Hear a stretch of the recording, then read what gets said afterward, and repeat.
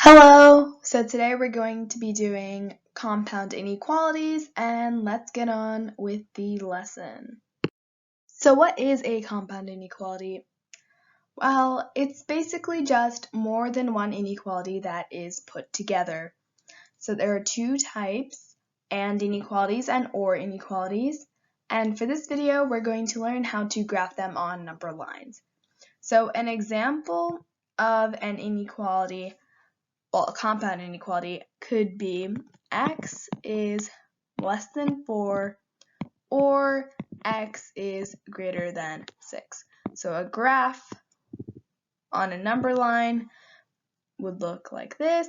So you can have 1, 2, 3, 4, 5, 6, less than 4, or greater than 6. Again, we're going to learn how exactly I came up with that in further slides. So, first measure type and inequalities. And in this type, the inequality is only true when the inequalities that make it up are true. The overlapping section of the graph, when you obviously graph the inequalities, is called the intersection or the solution set, because the solutions to the compound inequality will fall in that range. So what am I talking about? Let's say we have two inequalities, x is less than 4 and x is greater than 2. So remember how we graph on our number line. I'm going to label this 1, 2, 3, 4, 5. So I take the inequality that I want to plot first. So x is less than 4 I want to graph first. So I'll put a circle at 4 because that's the number. And since it's a less than, I'm going to have an open circle, not a closed circle. And I'll put the arrow in the less than direction. So for the next inequality, x is greater than 2, I'm going to put a circle at the 2. It's greater than, so it is still not a closed circle. And since greater than 2 will be facing in this direction, I'll put the arrow towards the right. Now, last part for graphing the and inequalities. You want to graph only the solution set. So the excess part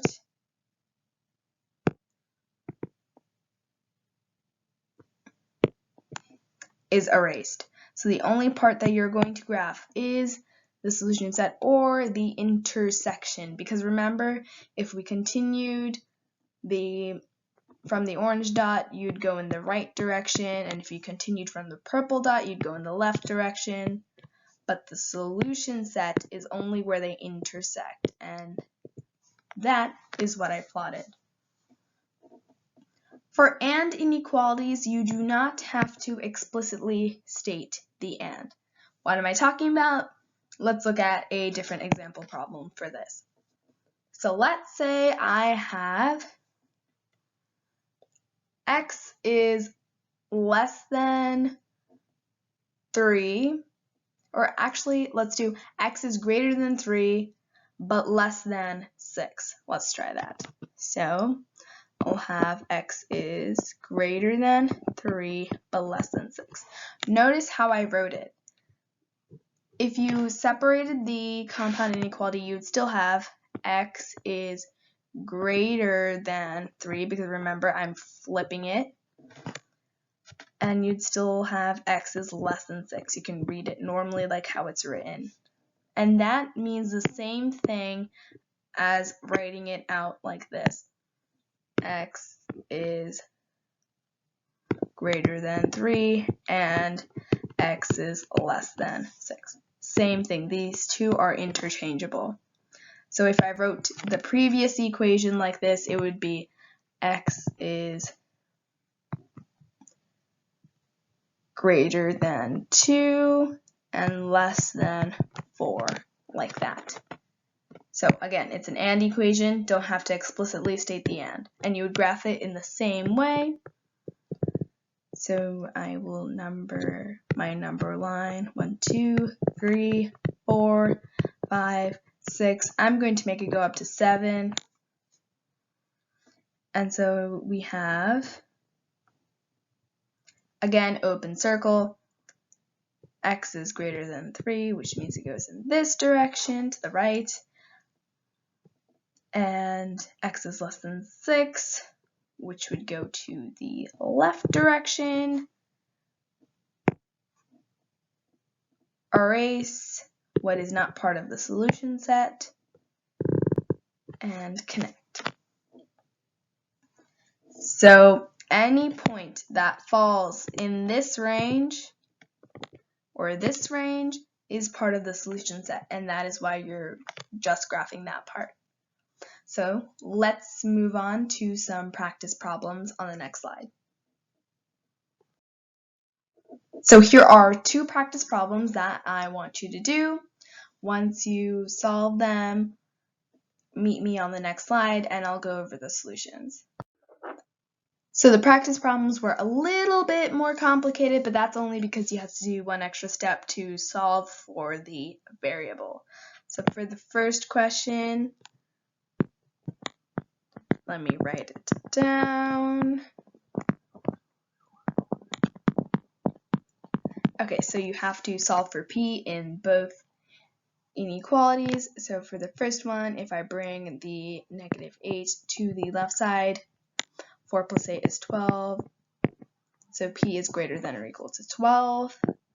And get the -14 to the right side.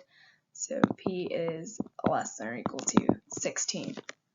Okay, so I'm going to add my number line.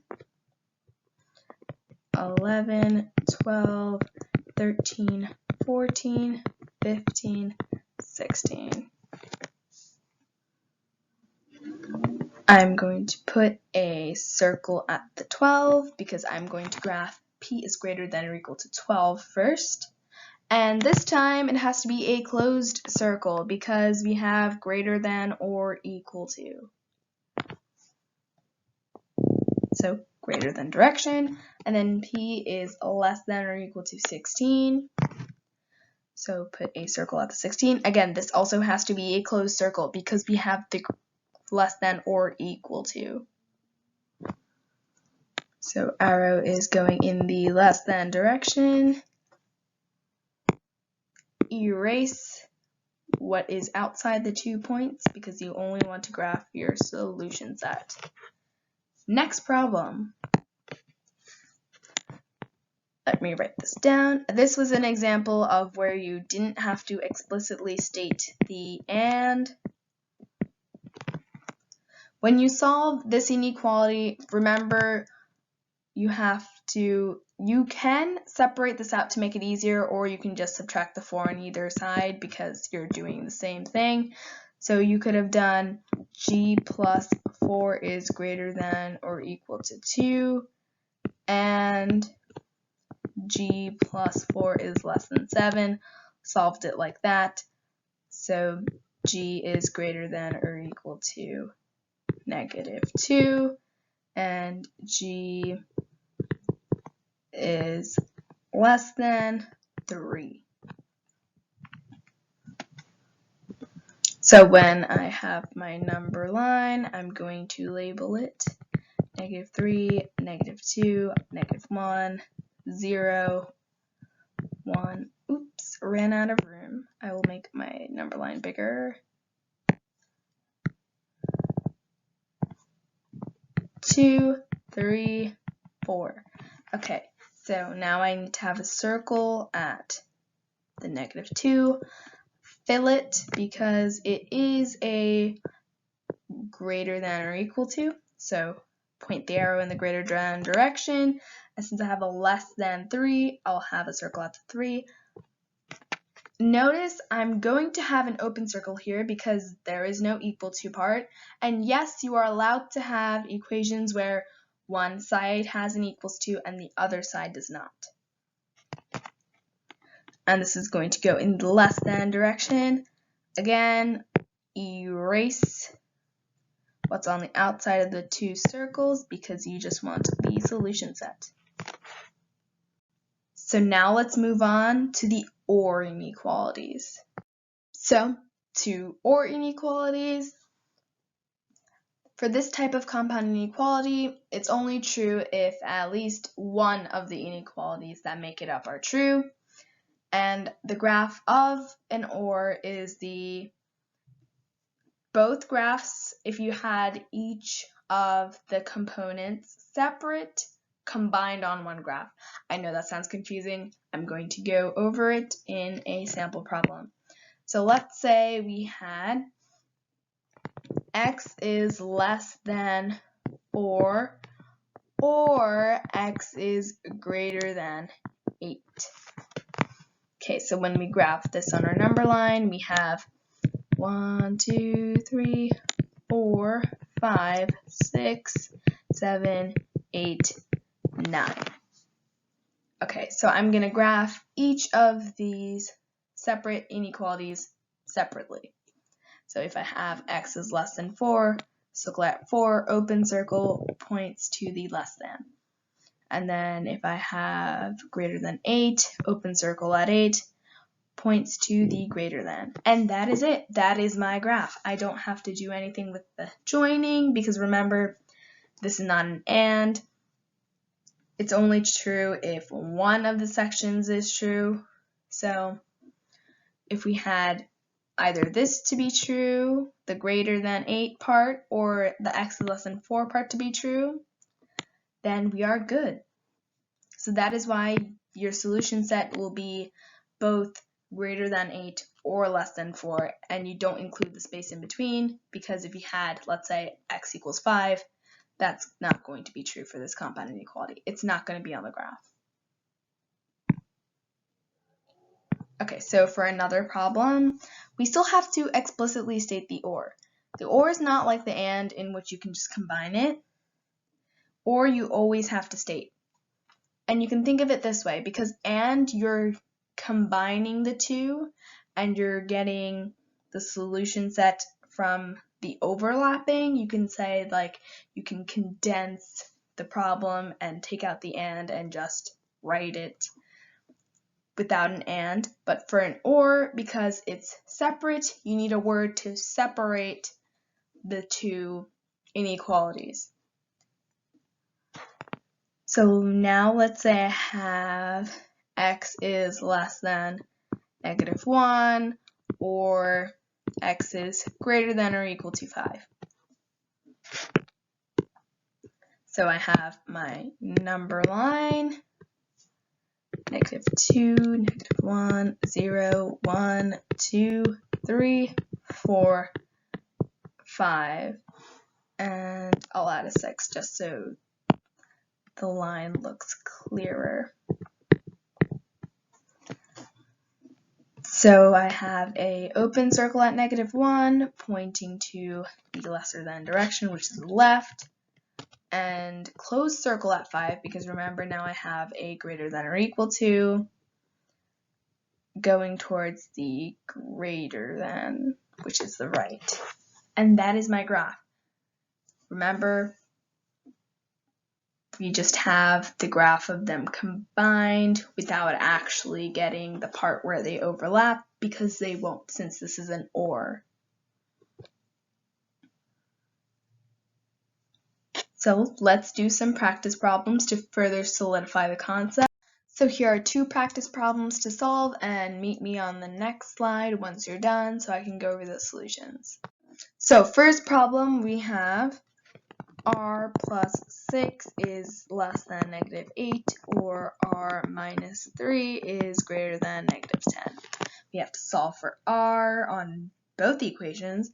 So we have r is less than -14 or r is greater than -7. Plot it on our graph.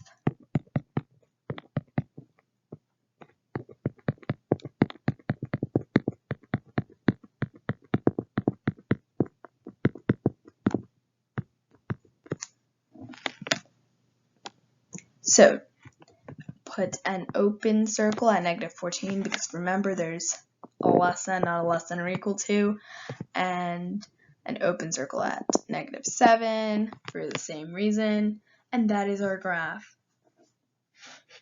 So for the next problem, we have 4a plus 7 is greater than or equal to 31, or a is less than 5. So if we solve the first part of the compound inequality, we should get 4a is greater than or equal to 24, a is greater than or equal to 6, or a is less than 5. And if I plot this on my graph,